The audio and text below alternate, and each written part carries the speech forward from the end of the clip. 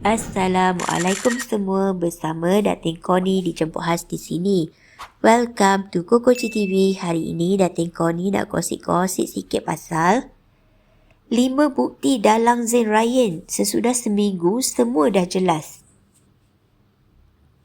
Memasuki minggu kedua sejak berlakunya kes kematian kanak-kanak autism Zain Ryan Abdul Matin, pihak polis terus giat dalam usaha bagi mencari suspek pembunuhan kejam itu. Pada 6 Disember lalu, mayat kanak-kanak malang itu ditemui di saliran air berdekatan takungan air 200 meter dari rumahnya di apartmen idaman Damansara Damai, Petaling Jaya, Selangor sekitar pukul 10 malam Rabu minggu lepas. Zain sebelum itu dilaporkan hilang pada sekitar pukul 12.30 tengah hari selepas pulang dari sekolah pada 5 Disember 2023 ketika pulang dari sekolah. Hasil siasatan pihak polis, kes tersebut diklasifikasikan sebagai kes bunuh selepas bedah siasat dilakukan menemui kecederaan pada leher dan badan kanak-kanak itu. Sejak tempoh awal misi pencarian suspek dimulakan, pihak berkuasa sememangnya dijangka berdepan cabaran yang tidak mudah untuk menyelesaikan kes tersebut. Malah, Ketua Polis Selangor, Datuk Hussein Omahan mengatakan pembunuhan tersebut bukanlah satu kes yang straightforward dengan mengambil kira maklumat terhad yang dimiliki pihaknya.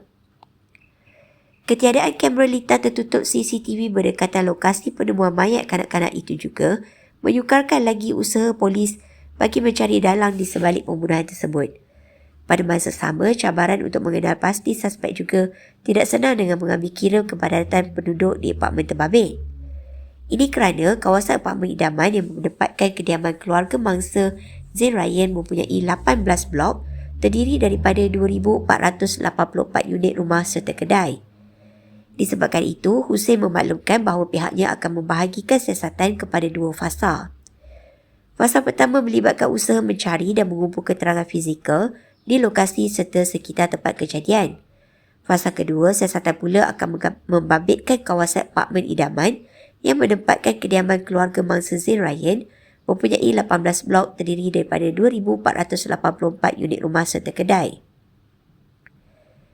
Berikut majoriti senaraikan 5 petunjuk yang sudah diperolehi oleh polis selepas lebih seminggu siasatan dimulakan untuk mencari suspek.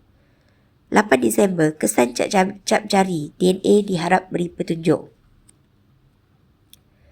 Memasuki hari ketiga operasi pencarian suspek, polis memaklumkan sudah menghantar cap jari dan asid deoksiribonukleik DNA dipercayai milik suspek untuk ujian.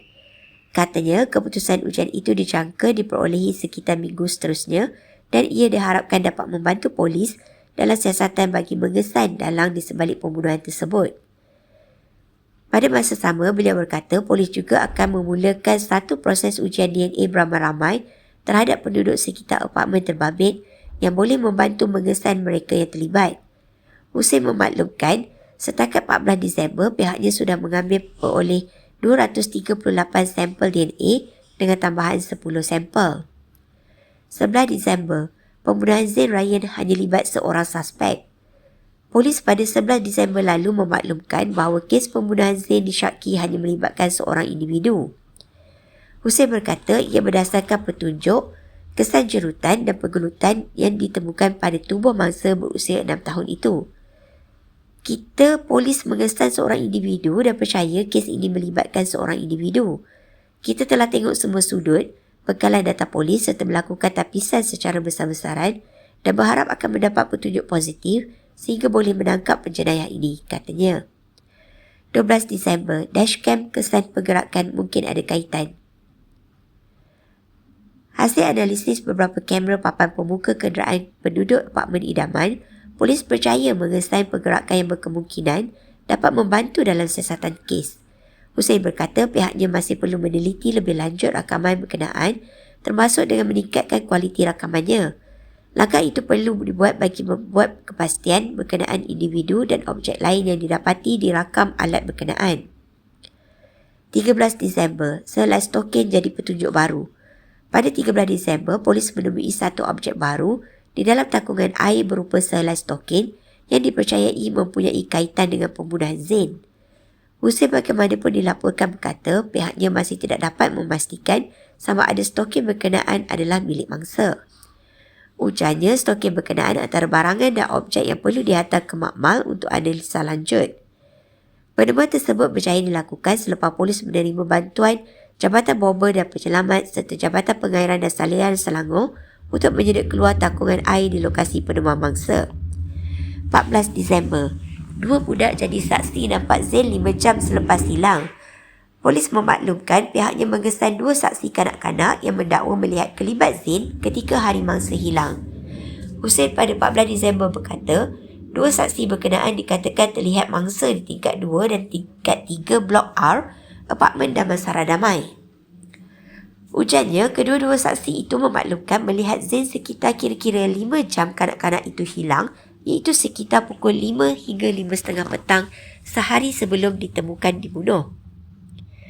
Bagaimanapun, Hussein enggan mendedahkan jantina dan umur kedua-dua saksi kanak-kanak itu. Menurut beliau, 2 saksi yang memberi petunjuk baru itu dikesan melalui pemeriksaan pintu ke pintu, mass screening, membabitkan penduduk apartmen idaman di sini sejak 8 Disember lalu.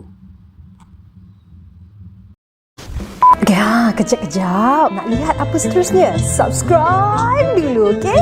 Okey, sedikit ya. Janji-janji. Okey. 1, 2, 3. Okey, subscribe. Terima kasih. Jangan main-main dengan sumpahan mulut aku.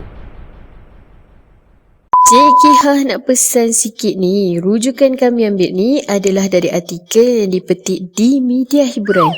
Hati-hati ya nak pilih kesahihannya. Kami tak pula nak bertanggungjawab. Cik Kihah suggest anggap sajalah semua ni sebagai hiburan dan bukan sebagai satu gosip yang boleh disampaikan di tingkap jiran-jiran.